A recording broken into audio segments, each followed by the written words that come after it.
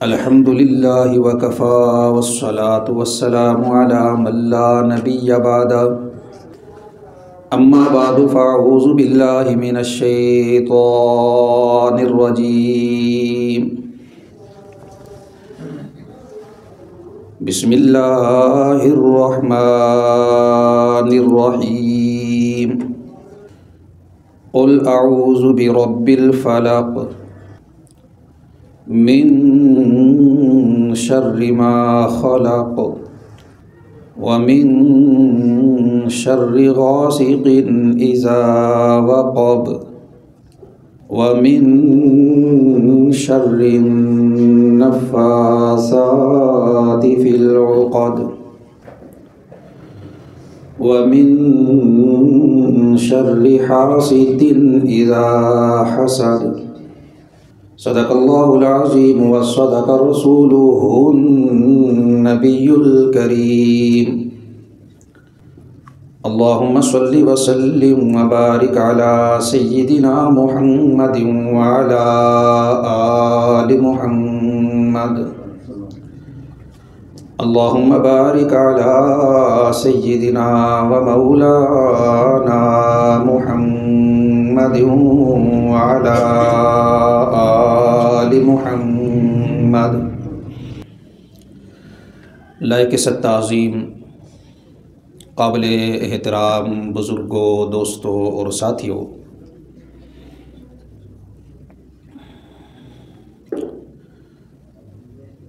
دروس قرآن کا سلسلہ چل رہا ہے اور اس سلسلے کا آج 8واں درس ہے۔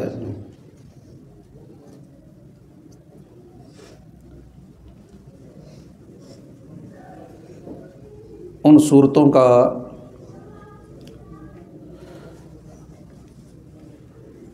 درس اور ترجمہ تفسیر عرض کیا جا رہا ہے کہ جو عموماً نماز میں پڑھی جاتی ہیں، تاکہ ہمیں معلوم ہو سکے کہ نماز میں ہم جو تلاوت کر رہے ہیں، جو سورت پڑھ رہے ہیں، اس میں اللہ رب العزت ارشاد کیا فرما رہے ہیں۔ تو اس سلسلے میں معوذتین کا درس چل رہا ہے۔ اس سے قبل پچھلے درس میں ان صورتوں کے شان نزول کے متعلق بات ہوئی اور اس کے متعلق جو واقعہ ہوا کہ نبی کریم صلی اللہ علیہ وسلم پہ جادو ہوا، اس کے متعلق گفتگو ہوئی۔ یہ بات یاد رکھیے گا کہ جس طرح دیگر چیزوں کا اثر ہوتا ہے، سردی آتی ہے تو آدمی کو سردی کا اثر ہوتا ہے، اس اثر کی وجہ سے بسا اوقات انسان بیمار بھی پڑ جاتا ہے۔ گرمی لگتی ہے تو گرمی بھی اپنا اثر دکھاتی ہے، کسی پر اثر کر جاتی ہے، اور گرمی کے اثر کی وجہ سے بھی بسا اوقات انسان بیمار پڑ جاتا ہے۔ تو جس طرح ان چیزوں کے اثرات ہیں اور یہ لوگوں پر رونما ہوتے ہیں، اور یہ اثرات ان چیزوں میں اللہ رب العزت نے رکھے ہیں، تو جس طرح سردی کا اثر ہے اور سردی لگنے سے آدمی بیمار پڑ جاتا ہے، گرمی کا اثر ہے اس کی وجہ سے بھی انسان بیمار پڑ سکتا ہے، اسی طریقے سے جادو ہے، اس کا بھی اثر ہے، اس کی وجہ سے بھی انسان بیمار پڑ جاتا ہے اور بس اوقات انسان کی موت بھی واقع ہو جاتی ہے۔ تو نبی پاک صلی اللہ علیہ وسلم آپ کیونکہ بشر تھے، تو جس طرح یہ چیزیں عام انسان پہ اثر انداز ہوتی ہیں، سردی کا لگنا، گرمی کا لگنا، بیماری کا آنا، تو نبی کریم صلی اللہ علیہ وسلم بھی ان چیزوں سے متاثر ہو جاتے تھے۔ تو جادو کا اثر حضور پہ ہوا، ان صورتوں کو نازل کر کے اللہ رب العزت نے اس کا توڑ بتایا، اس کا علاج بتایا۔ چنانچہ اس کے متعلق تفصیل سے گفتگو ہوئی تھی، اور پھر سورۃ الناس کا ترجمہ اور اس کی آیات کی ضروری تفسیر گزشتہ درس میں عرض کی گئی۔ آج کے درس میں سورۃ الفلق کا ترجمہ اور اس کی آیات کی ضروری تفسیر اور تشریح اور اس کے متعلق کچھ باتیں آپ کی خدمت میں عرض کی جائیں گی۔ اللہ رب العزت سے دعا ہے، التجا ہے، درخواست ہے کہ وہ رب لم یزل قرآن و حدیث کی روشنی میں مجھے حق سچ کہنے کی توفیق عطا فرمائے، اور ہم سب کو قرآن مجید فرقان حمید کا ذوق اور شوق عطا فرمائے، اس کو سمجھنے کا، اس کو پڑھنے کا اور سمجھ کر پڑھنے کا ذوق اور شوق عطا فرمائے، اس پر عمل کی توفیق عطا فرمائے۔ گرامی قدر، انسان خطرات کے اندر گھرا ہوا ہے۔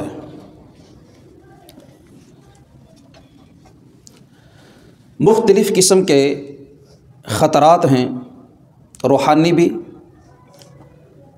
جسمانی بھی۔ ان خطرات میں انسان گھرا ہوا ہے۔ اب ان خطرات سے حفاظت کیسے ہو، بچا کیسے جائے، اس کے لیے اللہ رب العزت نے انسان کو کچھ اعمال دیے ہیں، اور ان اعمال کے کرنے میں اللہ رب العزت نے حفاظت رکھی ہے۔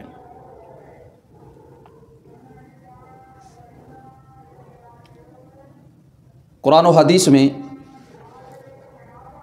مختلف قسم کے اور مختلف مواقع کے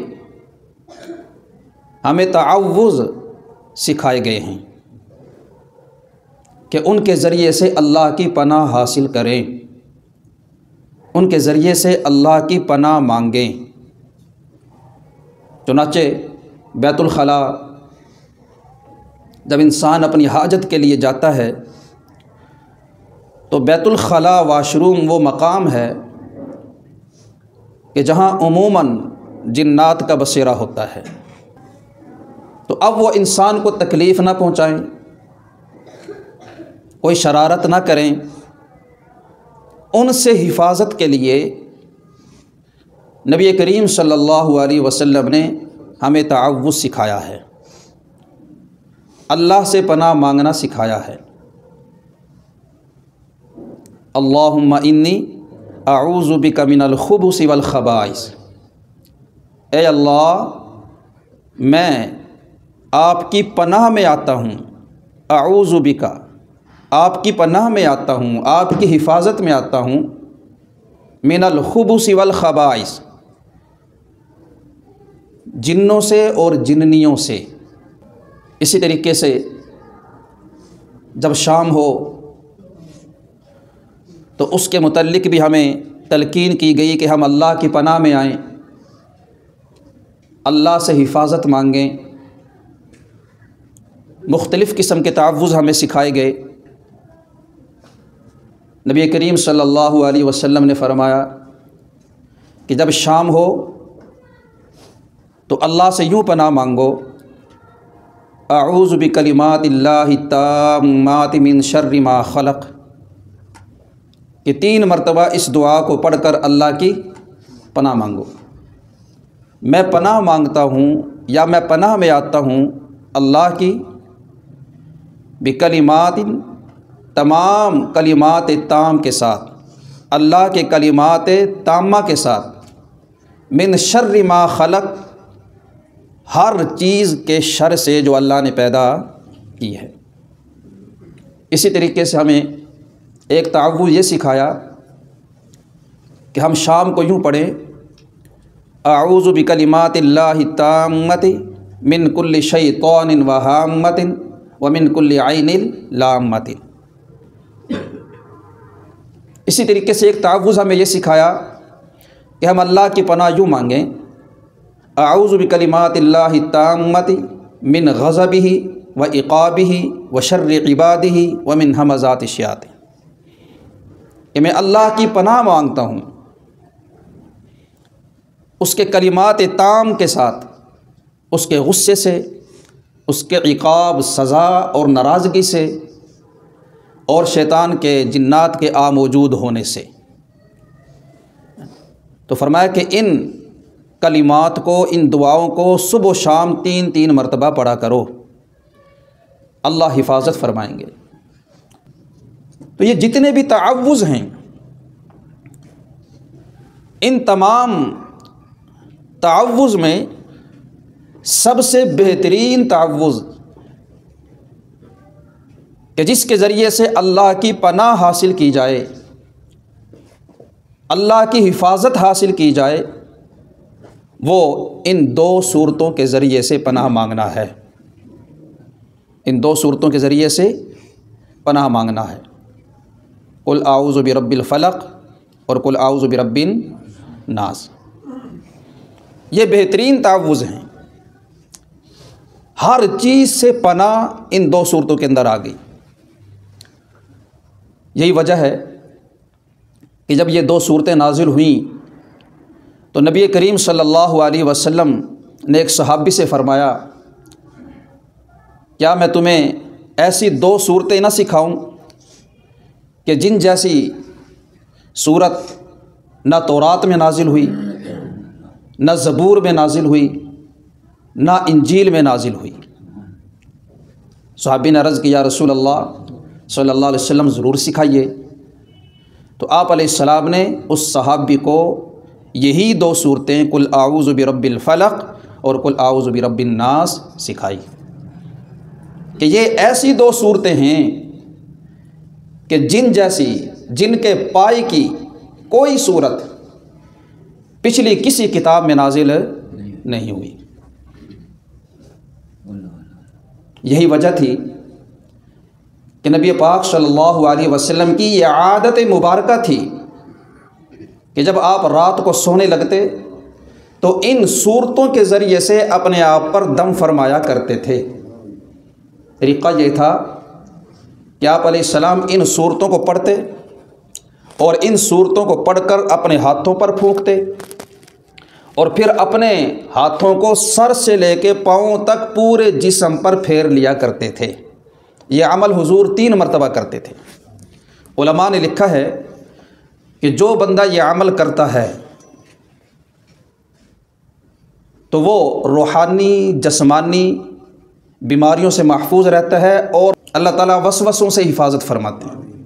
نبی پاک صلی اللہ علیہ وسلم کی پوری زندگی یہ عادت رہی ہے کہ آپ ان 2 صورتوں کو پڑھ کر اپنے آپ پر اس طریقے سے دم فرمایا کرتے تھے۔ تو اگر ہمیں کوئی اور تعوذ یاد نہیں ہو سکتا، کوئی اور وظیفہ، کوئی اور دعا یاد نہیں ہو سکتی، تو یہ 2 صورتیں تو سب کو آتی ہیں۔ تو رات کو سونے سے پہلے ان صورتوں کو 3 مرتبہ پڑھ کر اپنے آپ پر دم کریں۔ اور نبی پاک صلی اللہ علیہ وسلم نے یہ حکم دیا، فرمایا کہ رات کو سونے سے پہلے بھی ان 2 صورتوں کو پڑھو، اور سو کر اٹھنے کے بعد بھی ان 2 صورتوں کو پڑھو، قل اعوذ برب الفلق اور قل اعوذ برب الناس۔ اور ایک حدیث میں نبی پاک صلی اللہ علیہ وسلم نے فرمایا کہ ہر نماز کے بعد ان 2 صورتوں کو پڑھا کرو، ہر نماز کے بعد پڑھنے کی تلقین فرمائی۔ آپ ان کی اہمیت کا اندازہ لگائیے۔ ام المومنین عفیفہ کائنات، صدیقہ کائنات، طیبہ طاہرہ ام عائشہ صدیقہ رضی اللہ عنہا فرماتی ہیں کہ نبی کریم صلی اللہ علیہ وسلم کو جب کبھی کوئی بیماری لاحق ہوتی، کوئی بیماری پیش آتی، تو آپ علیہ الصلاۃ والسلام انہی صورتوں کو پڑھ کر اپنے اوپر دم فرمایا کرتے تھے۔ تو یہ دو صورتیں قل اعوذ برب الفلق اور قل اعوذ برب الناس بڑی اہم صورتیں ہیں، بڑی فضائل کے حامل صورتیں ہیں۔ ان صورتوں کے پڑھنے کا ہمیں اہتمام کرنا چاہیے۔ اب یہ کتنی اہم ہیں، آپ ان کے مضامین سے اندازہ کیجئے، آپ ان کا ترجمہ سنیے اور اس ترجمے کو سمجھیے تو آپ کو اندازہ ہوگا کہ یہ دو صورتیں کتنی زبردست صورتیں ہیں۔ ان دو صورتوں میں ہمارے آخرت کی بھی حفاظت ہے اور دنیا کی بھی حفاظت ہے۔ آخرت کے نقصان کی بھی حفاظت ہے اور دنیاوی نقصان سے بھی حفاظت ہے، ایمان کی بھی حفاظت ہے اور دنیاوی خطرات سے بھی حفاظت ہے، اگر ہم ان دو صورتوں کے پڑھنے کا اہتمام کر لیں۔ الہ العالمین نے فرمایا قل اعوذ برب الفلق، اے میرا محبوب پیغمبر سرور کونین تاجدار مدینہ فخر رسول جناب محمد الرسول اللہ صلی اللہ علیہ وسلم، آپ اپنے رب کی بارگاہ میں یوں دعا کیجئے، اپنے رب کی بارگاہ میں یوں دعا کیجئے، اپنے رب سے یوں پناہ مانگیے، اپنے رب سے یوں حفاظت حاصل کیجئے، یوں کہیے نا اعوذ برب الفلق کہ میں پناہ مانگتا ہوں اس رب کی جو صبح کا رب ہے۔ اے میرا محبوب پیغمبر علیہ الصلاۃ والسلام یوں کہیے اعوذ برب الفلق، میں پناہ میں آتا ہوں صبح کے رب کی، میں پناہ میں آتا ہوں صبح کے رب کی۔ فلق، فلق صبح کو کہتے ہیں، اس کا لغوی معنی ہے کسی چیز کا چرنا یا کسی چیز کا پھٹنا، یہ اس کا لغوی معنی ہے۔ جیسے کہ قرآن مجید فرقان حمید میں ایک اور مقام پہ اللہ رب العزت نے فرمایا ان اللہ فالق الحب والنوا، 7واں پارہ ہے سورہ انعام، فرمایا کہ بے شک اللہ فالق پھاڑنے والا ہے، الحب دانے کو، والنوا اور گٹھلی کو۔ فالق، فالق فلق فالق سے، انسان جب دانے کو زمین میں ڈالتا ہے، اس نے تو ثابت دانہ ڈالا ہے، گٹھلی زمین میں ڈالتا ہے، اب وہ زمین کے پیٹ کے اندر جب چلا گیا، دانہ چلا گیا، گٹھلی چلی گئی، تو اس دانے کو پھاڑ کر اور اس گٹھلی کو پھاڑ کر اس کے اندر سے نرم و نازک پودا نکالنے والی ذات کون ہے؟ اللہ کی ذات ہے۔ فرمایا فالق الحب والنوا، بے شک اللہ وہ ہے جو دانے کو پھاڑنے والا اور گٹھلی کو پھاڑنے والا ہے۔ تو فالق، فلق بھی اسی سے ہے۔ فلق کا معنی ہے کسی چیز کا پھٹنا، کسی چیز کا پھاڑنا، پھٹنا، کسی چیز کا چیرنا۔ تو صبح بھی کیونکہ رات کے اندھیرے کو چیر کر نمودار ہوتی ہے، رات کی تاریکی کو پھاڑ کر نمودار ہوتی ہے، تو اس لیے صبح کو بھی فلق کہتے ہیں، صبح کو بھی فلق کہتے ہیں۔ تو فرمایا قل اعوذ برب الفلق، جیسے ہم کہتے ہیں پو کا پھٹنا، صبح کا ظاہر ہو جانا، صبح کی روشنی کا نمودار ہو جانا۔ تو اس میں ہمیں یہ تعلیم دی گئی کہ جس طرح صبح کی روشنی رات کی تاریکی کو زائل کر دیتی ہے، رات کے اندھیرے کو ختم کر دیتی ہے، فرمایا اسی طرح اللہ رب العزت ان صورتوں کی برکت سے ہر قسم کے شر اور برائی کو ختم فرما دیتا ہے۔ فرمایا اعوذ برب الفلق، اے میرا محبوب پیغمبر سرور کونین تاجدار مدینہ فخر رسول جناب محمد الرسول اللہ صلی اللہ علیہ وسلم یوں دعا کیجئے، اللہ سے یوں پناہ مانگیے، اعوذ برب الفلق کہ میں پناہ میں آتا ہوں صبح کے رب کی، میں پناہ میں آتا ہوں صبح کے رب کی، من شر ما خلق، میں پناہ میں آتا ہوں صبح کے رب کی ہر اس چیز کے شر سے جو اس نے پیدا کی ہے، من شر ما خلق ہر اس چیز کے شر سے، ما خلق جو اس نے پیدا کی ہے۔ اب خلق کے عموم میں ہر چیز داخل ہو گئی ہے، اس کے اندر انسان بھی آ گئے، حیوانات بھی آ گئے، جنات بھی آ گئے، چیر پھاڑ کرنے والے درندے بھی آ گئے، ڈسنے والے کیڑے مکوڑے سانپ بچھو بھی آ گئے، ڈبونے والا پانی بھی آ گیا، جلانے والی آگ بھی آ گئی، جمادات بھی اس کے اندر آ گئے۔ جتنی بھی مخلوق ہے وہ تمام کی تمام مخلوق ما خلق کے عموم کے اندر آ گئی ہے۔ تو اس ایک آیت کے اندر اللہ رب العزت سے ساری کی ساری مخلوق کے شر سے پناہ مانگی گئی ہے۔ میں صبح کے رب کی پناہ میں آتا ہوں، من شر ما خلق، ہر اس چیز کے شر سے جو اللہ نے پیدا کی، جو اس نے پیدا کی ہے۔ فرمایا وَمِن شَرِّ غَاسِقٍ إِذَا وَقَبَ، اور اندھیری رات کے شر سے جب وہ پھیل جائے۔ غاسق غسق سے ہے، غسق اندھیری رات کو بھی کہتے ہیں اور اندھیرے کو بھی کہتے ہیں۔ تو جب اندھیرا پھیل جاتا ہے، رات پڑ جاتی ہے اور رات کی تاریکی ہر طرف پھیل جاتی ہے، ہر چیز کو اپنی لپیٹ میں لے لیتی ہے، تو پھر اس رات کی تاریکی کے اندر بہت سی مخلوقات نکل آتی ہے، جنات، شیاطین اور نقصان پہنچانے والی، برائی چاہنے والے بہت سی مخلوقات نمودار ہو جاتی ہے رات کی تاریکی کے اندر، رات کے اندھیرے میں۔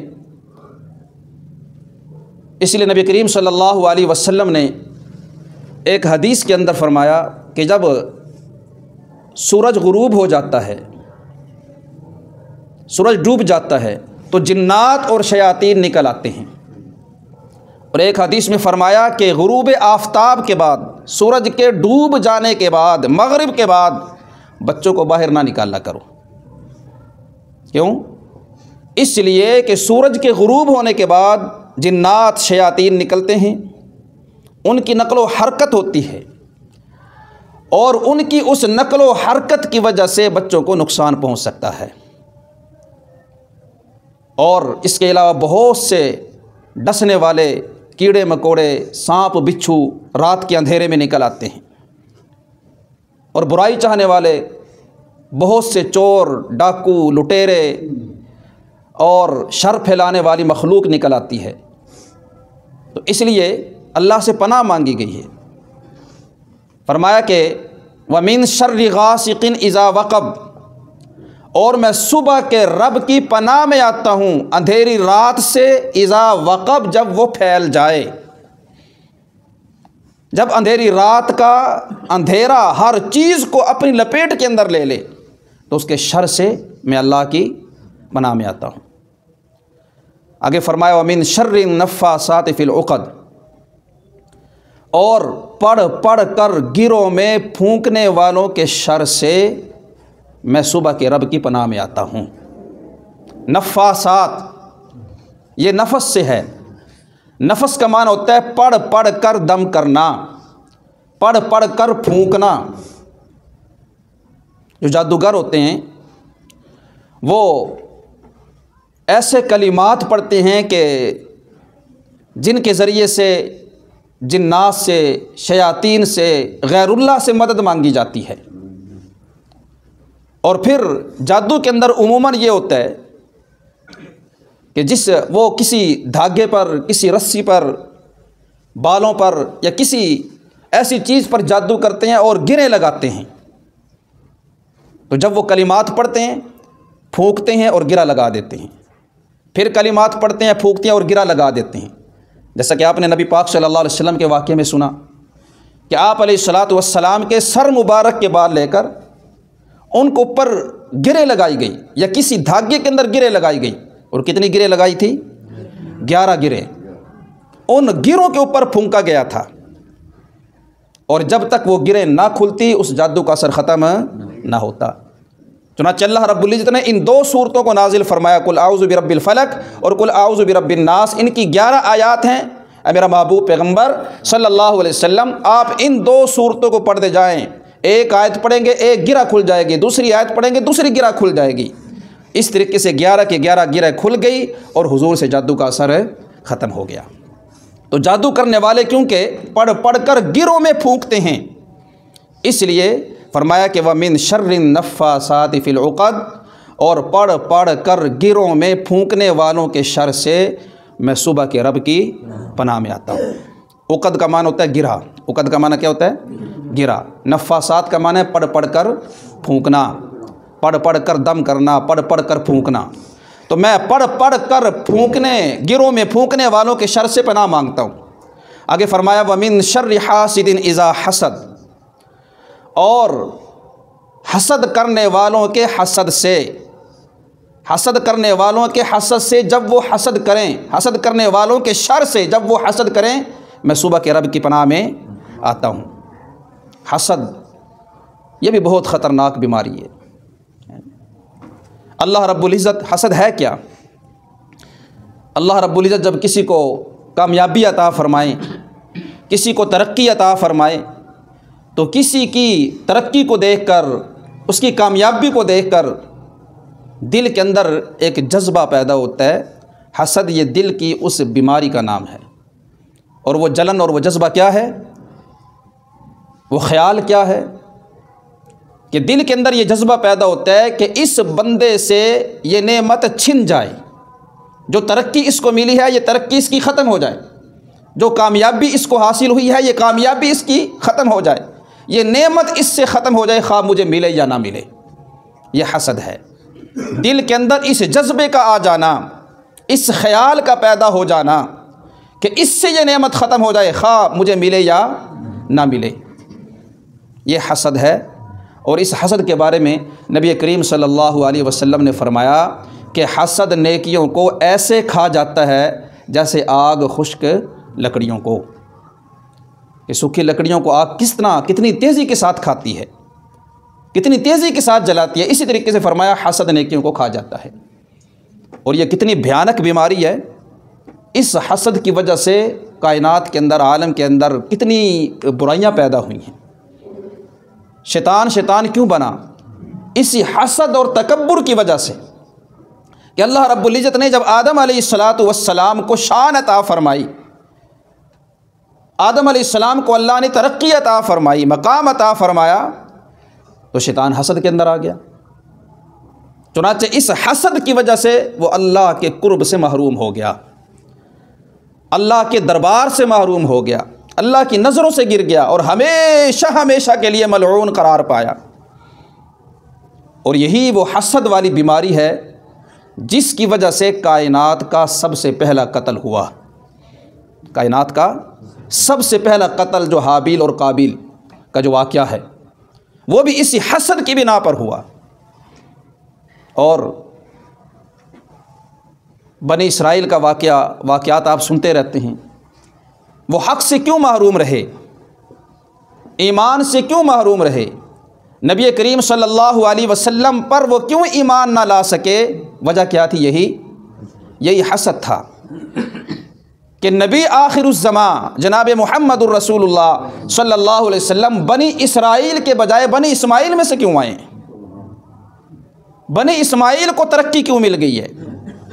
ان کو شان کیوں مل گئی ہے؟ ان کو یہ مقام کیوں حاصل ہو گیا؟ چنانچہ اس وجہ سے بنی اسرائیل کو حسد ہوا، اور اس حسد کی وجہ سے ان کی اکثریت حضور پہ ایمان نہ لائی۔ ان کے بڑے بڑے علماء،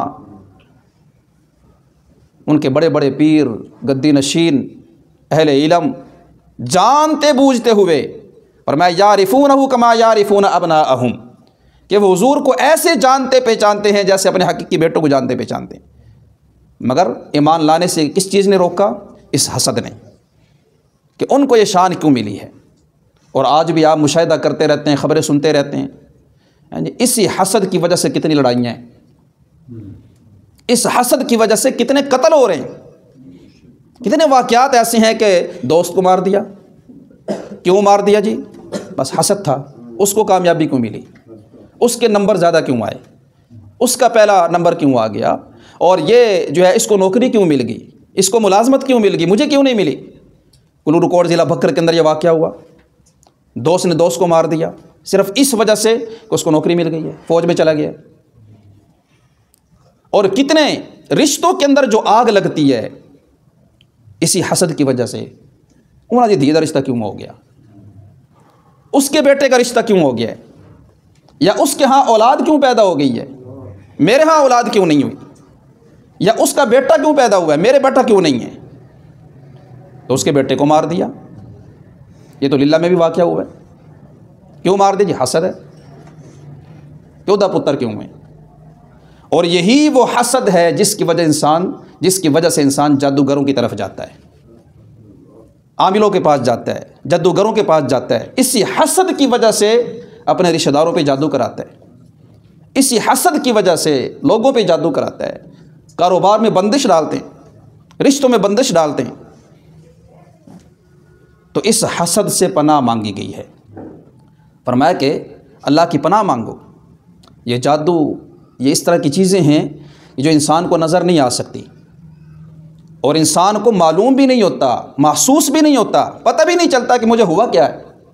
جادوگر نے جادو کر دیا اور ایک لمبے عرصے تک یہ اس کی تکلیف کے اندر مبتلا ہے، اذیت کے اندر مبتلا ہے، اس کی وجہ سے تکلیف محسوس کر رہا ہے، علاج پہ علاج، علاج پہ علاج، کوئی ہسپتال نہیں چھوڑا، کوئی ڈاکٹر نہیں چھوڑا جہاں سے اس نے علاج نہیں کرایا، اور پھر کہیں عرصے کے بعد جا کر پتہ چلتا ہے کہ تشخیص ہوتی ہے کہ اس کو تو جادو ہے۔ تو فرمایا کہ تمہیں ان چیزوں کا معلوم نہیں ہو سکتا، تمہیں ان چیزوں کا علم نہیں ہو سکتا، تو لہٰذا ان صورتوں کو پڑھ کر اللہ کی پناہ مانگا کرو، اللہ کی پناہ میں آیا کرو، تاکہ اللہ ان تمام شرور سے تمہاری حفاظت فرمائے۔ تو اللہ رب العزت نے ہمیں یہ دو صورتیں عطا فرمائی ہیں، قل اعوذ برب الفلق اور قل اعوذ برب الناس، کہ ان دو صورتوں کے ذریعے سے اللہ کی پناہ مانگو، اللہ کی حفاظت طلب کرو۔ چنانچہ ہمیں چاہیے کہ صبح و شام ان دو صورتوں کو پڑھیں، اور رات کو سونے سے پہلے بھی ان دو صورتوں کو پڑھیں۔ ان صورتوں کو پڑھ کر قل هو اللہ احد تیسری صورت بھی ساتھ ملائیں، ان تین صورتوں کو پڑھ کر اپنے آپ پر دم کریں، سو کر اٹھیں تب بھی ان صورتوں کو پڑھیں، تو انشاءاللہ اللہ رب العزت ہر قسم کے شر سے حفاظت فرمائیں گے، لوگوں کے شر سے بھی، جنات کے شر سے بھی، جانوروں اور درندوں کے شر سے بھی، کیڑے مکوڑوں کے شر سے بھی، روحانی جسمانی ہر قسم کے شر سے اللہ رب العزت ہماری حفاظت فرمائیں گے۔ وآخر دعوانا الحمدللہ رب العالمین۔